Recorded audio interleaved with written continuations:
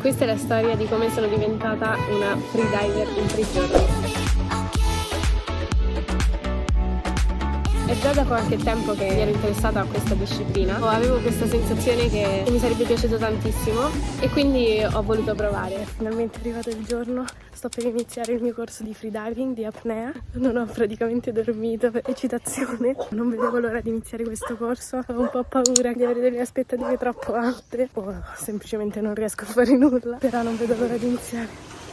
Mi sono iscritta a questo corso che si chiama AIDA 2 e consiste in 2 giorni e mezzo di studio e attività con un istruttore. Sono stata anche molto fortunata perché ero da sola nel corso, avevo l'istruttore tutto per me. C'è una prima mattinata in cui si fa tutta la parte teorica, quindi ti insegnano a capire come funziona il tuo corpo sotto l'acqua, come gestire il cambiamento del tuo corpo in profondità, tutto questo chiaramente mantenendo il respiro, tutti i pericoli e anche la prevenzione e soprattutto come reagire in caso di problemi, come può essere il blackout, le varie procedure in caso di dover salvare qualcuno. Dopodiché c'è la sessione in piscina, la prima parte senza entrare in acqua in cui si pratica il respiro, come trattenere il respiro, le diverse tecniche, il rilassamento che è la parte fondamentale di tutte le dive. Appena finito il primo esercizio dry e adesso andiamo in piscina. Per ora sono arrivata a 1 minuto e 57 secondi.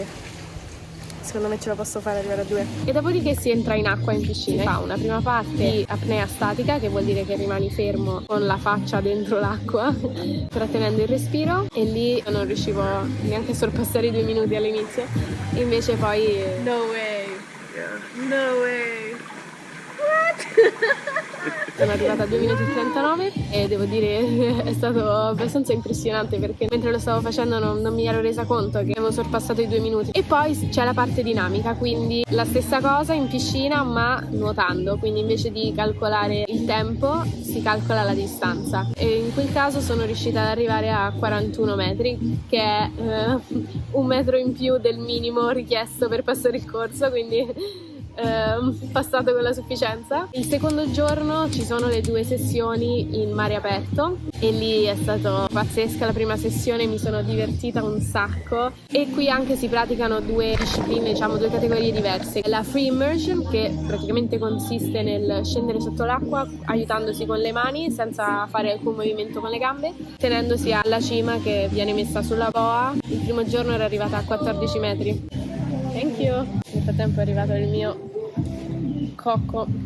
Dopo la free immersion abbiamo provato il constant weight, che consiste nel scendere semplicemente con l'aiuto delle proprie gambe in profondità. Ovviamente poi abbiamo messo in pratica tante skill diverse, non solo a livello sportivo, di tecnica, il duck dive, ma anche le tecniche di sicurezza, quindi come salvare una persona che sta affogando. Magari possono sembrare un po' spaventose, ma in realtà è molto meglio metterle in pratica in questi casi in totale sicurezza piuttosto che doversi ritrovare in queste situazioni spiacevoli e non saper cosa fare. E tra l'altro, per farmi passare la paura del blackout, ho cercato su YouTube i video dei peggiori blackout in competizione e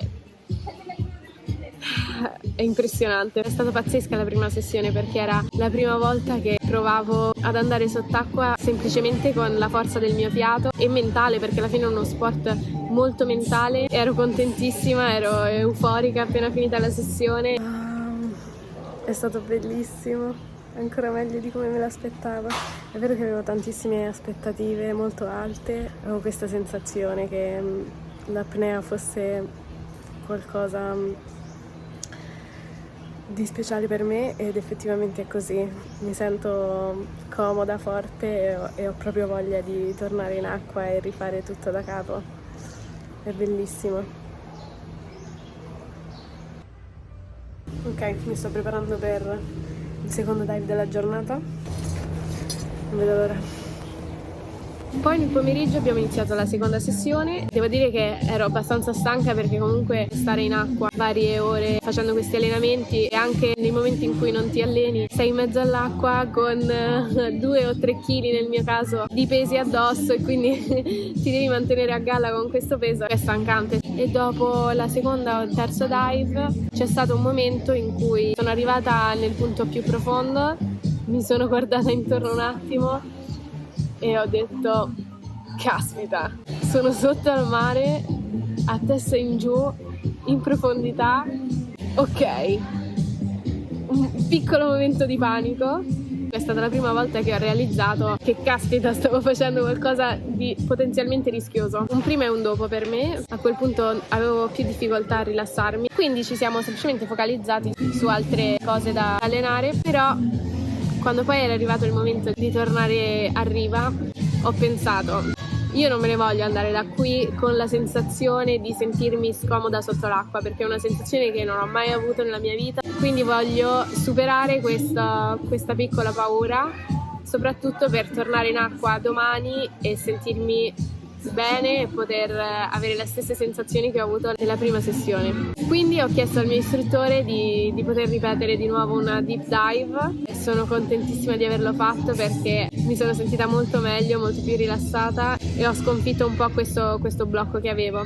Ero contentissima di tornare a casa, di riposarmi per affrontare l'ultima giornata di corso, che è stata oggi. Quindi oggi ho avuto l'ultima sessione in mare aperto in cui sono andata ancora più giù. Oggi è stato divertentissimo, non avevo assolutamente nessun problema, ero rilassatissima, sono riuscita a mettere in pratica tutte le cose che avevo imparato e a concentrarmi a quel punto soltanto a migliorare, e sono riuscita ad arrivare a 19 metri di profondità.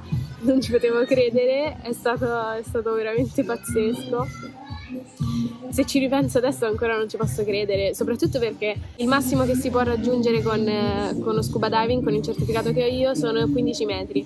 Quindi pensare di essere arrivata 4 metri più sotto, più in profondità di quanto io sia mai arrivata con una bombola di ossigeno alle spalle, ma di esserci riuscita semplicemente con il respiro, con il mio corpo, con i miei polmoni, è impressionante, non ci posso ancora credere. E poi ho chiesto al mio istruttore di poter fare fun dive, quindi andare in profondità e poi nuotare sotto l'acqua in profondità prima di risalire. È stata una sensazione allucinante. Pensavo di essere in un film o una realtà virtuale, è stato veramente pazzesco. Mi sono rigirata ed ero ferma, mi guardavo intorno ed era tutto blu, scuro, e ho iniziato a nuotare e non vedevo nulla se non blu. Il fondo non si vede, la superficie, a meno che non alzi lo sguardo, non si vede, quindi nuoti nel blu più assoluto. E quindi mi giravo intorno e non ci potevo credere, è stata una sensazione incredibile. E poi chiaramente quando inizi a salire su, il tuo corpo galleggia naturalmente, è come se il mare ti spingesse verso su, è una sensazione incredibile. E vedevo questa superficie lontanissima, era una sensazione assurda, e sentire che il mare ti spinge su verso la superficie come se ti spingesse di nuovo al respiro, e poi appena sali su il primo respiro ti ridà la vita. È stato pazzesco, non ci sono parole per descriverlo. Ci sto provando, ma ci pensano questi bambini per me. Una volta finita la terza sessione in mare aperto, ho fatto l'esame per ottenere il certificato. Appena finito il mio esame, passato. Ho ottenuto il certificato, sono molto contenta, non vedo l'ora di fare già il secondo corso, di andare avanti in questo percorso, imparare ancora più cose. È un mondo veramente affascinante e non vedo l'ora di vedere dove riesco ad arrivare, le esperienze, i luoghi che potrò esplorare da ora in avanti. È una sensazione incredibile sapere di avere questa capacità. Wow, sono troppo felice. Tra l'altro, per festeggiare mi sono comprata questa collana che avevo adocchiato già dal primo giorno nella scuola, ed è uno squalo balena. Lo porto con me come portafortuna, e per ricordare questa giornata incredibile e questa isola che mi ha veramente regalato un sacco di belle esperienze. Good. This felt really good. Yeah. Looks really good also. Yeah, nice.